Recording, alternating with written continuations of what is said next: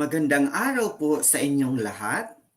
Ngayon ay ituturo ko po sa inyo kung paano gawin ang transforming equations into standard form of a quadratic equation in the form ax squared plus bx plus c equals 0. Simulan na po natin. Pero bago niyan, mag-subscribe muna po kayo sa YouTube channel ko. Thank you! Ang standard form ng quadratic equation, which is ax squared plus bx plus c equals 0, where a, b, and c are real numbers. Pag sinabing real numbers, kahit anong number pwede, kahit 1 million, kahit negative 5, kahit square root of 5, pwede po yon. Kahit anong number, real. The word real meaning totoong number.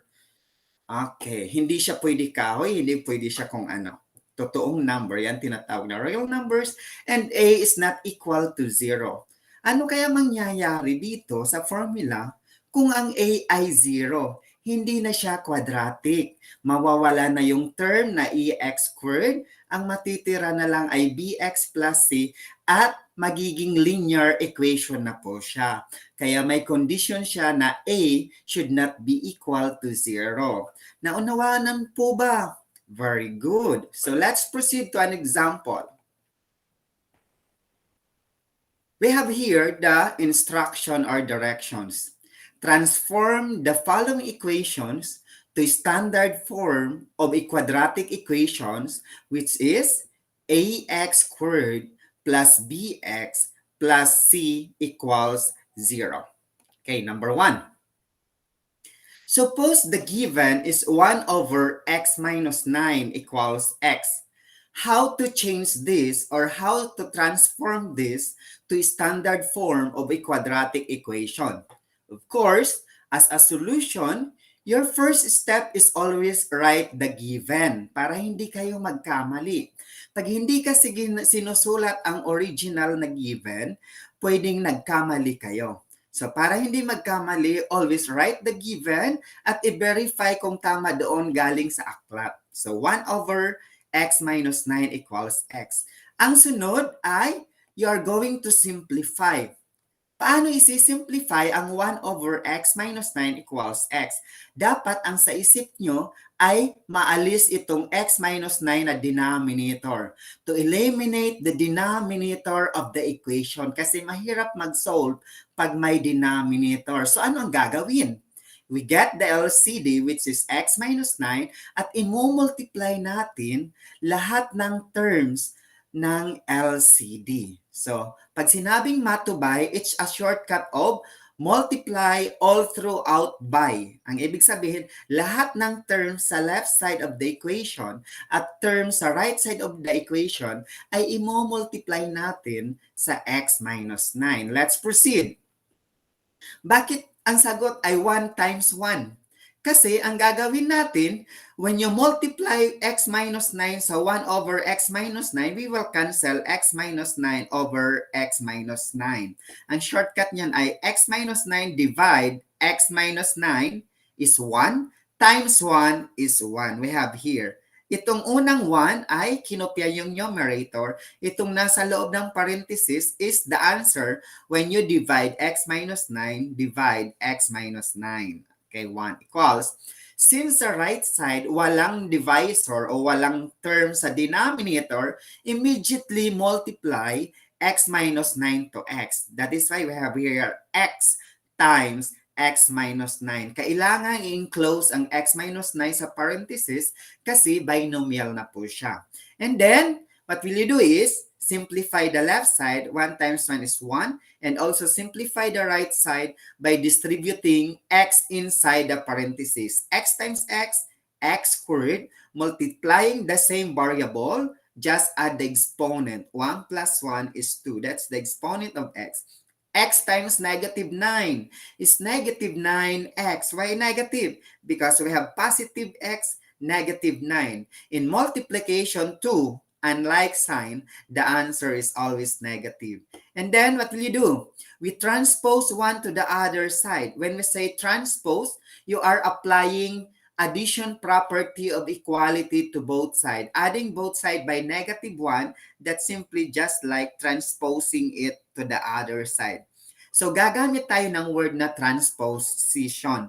Pag sinabing transposing one term to the other side, you always change the sign. One is positive. When you transpose to the other side, it became negative. And arrange your answer in descending order of exponent. Pag sinabing descending order of exponent, tingnan yung variable. Dapat ang exponent ng variable ay pababa. Galing sa taas, then pababa. So since here, we have x squared, ang sunod niyan dapat x, ang sunod wala ng x. So we have x squared minus 9x minus 1. Hindi na natin yung pwede i-minus kasi different terms. Or we rearrange, it became x squared minus 9x minus 1 equals 0. We apply here symmetric property.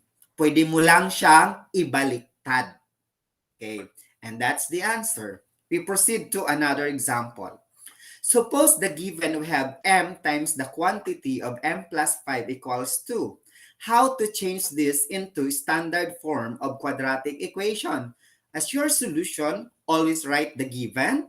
Hindi kanya magkamali pag may given. Then simplify. How to simplify? You are going to apply the distributive property. You distribute m inside the parenthesis m and then m to positive 5. And our answer is m squared plus 5m equals 2. Next is, you transpose 2 to the other side because we are writing this in standard form. Dapat naka-equate sa 0, kaya ililipat natin itong 2 sa kabila.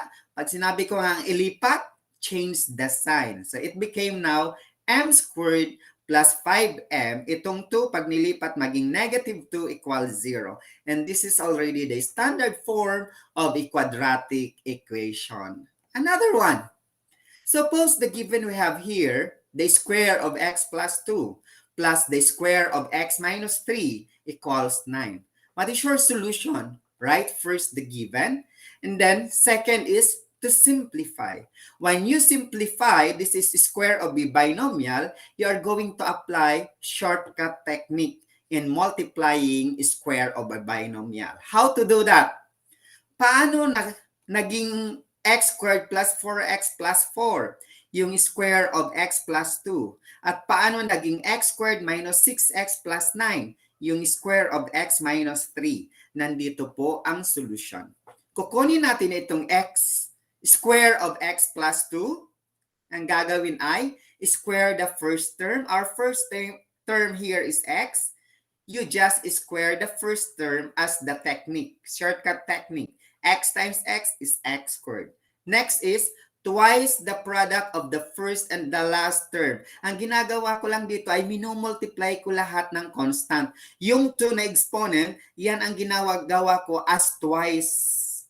Okay, so we have 2 times 2, 4, times x is 4x. And last is, square the last term. 2 times 2 is 4. And our answer is, you just copy this. We have x squared plus 4x plus 4. Hindi mo na siya pwede simplify kasi lowest term na yan at no similar terms. So, kaya nangging ganyan. Tingnan naman natin ang second term.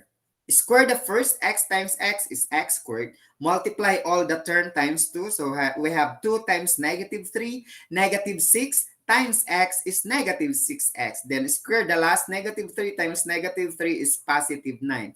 Pag sinabing square, laging positive ang sagot. So wala dapat kayong negative na sagot. Equals 9. So in this case, pwede na natin i-cancel ang 9. Bakit? Pag nilipat itong 9 to the other side, magiging minus. So 9 minus 9, 0. So pwede mo na siya i-cancel. Then we arrange the terms and simplify. Bakit naging 2x squared? Because we have 1x squared plus 1x squared is 2x squared. Then 4x, -6x, and like sign in addition, you subtract. 6 minus 4 is 2. And you copy the sign of your answer to the number na malaki in terms of its absolute value. 6 is bigger than 4, and you copy the sign of 6, which is negative, and you copy the common literal coefficient, which is x, then copy the constant, which is positive 4, at lagyan ng equal 0 kasi wala nang natirang number to the other side. And that's already the standard form of a quadratic equation. Yeah! Next, another. Suppose the given we have 3 over y plus 4 over 2y equals y minus 1. So how to write this in a standard form of a quadratic equation? Of course, you write first the given. So wag kayong, wag kayong dapat matyaga kayo. Dapat sulatin nyo yung given. The next is simplify. How to simplify? Apply LCD. I-multiply natin lahat by LCD kasi may denominator. Matoby, the LCD is 2y. Okay, 2y ang LCD. Isa lang na y ang representative kasi may y na denominator, may 2 times y na. So isa lang. I-multiply natin lahat by 2y. Bakit naging 3 times 2? We have 2y, divide y, you cancel y. Ang natira ay 2, kaya i-multiply sa numerator 3. That is why we have here 3 times 2. 2y divide 2y is 1 times 4. That is why we have here 4 times 1. 2y times y. Bakit minultiply na natin to the right side? Kasi walang denominator. Immediately multiply. Yan ang meaning ng Matoby. Multiply all throughout by. Okay? 2y times y. And then 2y times negative 1. That is why we have here. Then simplify. 3 times 2 is 6. 4 times 1 is 4. Y times 2y is 2. Y squared. Y times y is y. Then add the exponent 1 plus 1 is 2. That is why 2y squared. Negative 1 times 2y is negative 2y. Okay. And then 6 plus 4 is 10. When you transpose to the other side, change the sign, it became negative 10. That's already the answer. Or you can write it as 2y squared minus 2y minus 10 equals 0. That's the standard form of a quadratic equation, and we just apply symmetric property.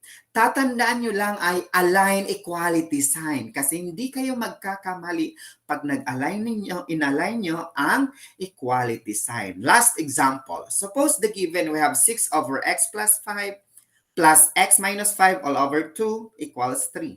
Anong solution? Write first the given. Huwag kayong mapagod magsulat ng given. Then simplify our LCD. We have x plus 5 times 2. Yun ang i-multiply mo sa lahat ng terms. Okay. Since ang first fraction ay may denominator, instead of multiplying, we divide para makancel mo na ang common. So we divide, cancel yung x plus 5, ang natira ay 2, yun ang i-multiply sa taas. That is why our answer is 6 times 2. And then the second term, we divide first, cancel na yung 2, ang natira ay x minus 5 binomial, so i-enclose natin sa parenthesis times yung natira na x plus 5. Again, enclose sa parenthesis equals, sa right side, walang denominator, kukopyahin, then times 2 times x plus 5. So lowest term, we have 6 times 3 is 12. X minus 5 times x minus 5 equals x squared minus 25. Then 3 times 3 is 6. And we copy x plus 5 because we are going to apply distributive property. Pero kung may tanong kayo, paano naging sagot na x squared minus 25? Galing dito. I'll give you the shortcut. Okay? 6 times 2 is 6x. 6 times 5 is 30. Okay, 6 times x, 6x. 6 times 5 is 30. And then, so 12 minus 25, unlike sign, subtract 25 minus 12 is 13. And you copy the sign of 25 because 25 is bigger than 12. And the sign of 25 is negative, kinokopya lang. And then we arrange. We copy first x squared. When we transpose 6x to the other side, it became negative. When we transpose 30 to the other side, it became negative. But the same or similar terms to negative 13. So we have negative 13, then negative 30, kasi nilipat sa kabila, parehong negative, sa addition, you add. 13 plus 30 is 43, and you copy the sign. This is the standard form of the quadratic equation. Okay, balikan natin yung x minus 5 times x plus 5. Ano yung shortcut? Ito yung shortcut. So, pag may nakita kayong dalawang binomial, minultiply to another binomial na parihong-pareho ang first term at parihong-pareho ang last term, ano ang gagawin? You just square the first term, x times x, x squared. And square the last term, negative 5 times, not square, but multiply the last term. Okay? Multiply the last term. This is not square, but this is multiply the first term. Multiply the first term and multiply the last term. Okay. And multiply the last term. So we have multiply the first term, so x times x, x squared, and multiply the last term, negative 5 times positive 5 is negative 25, and our answer is x squared minus 25. Always two terms lang po ang answer. Pag may nakita kayong unlike sign, pareho ang first term, pareho ang last term, always two terms lang ang answer. Naunawaan po. Okay, thank you so much. Hope you enjoy.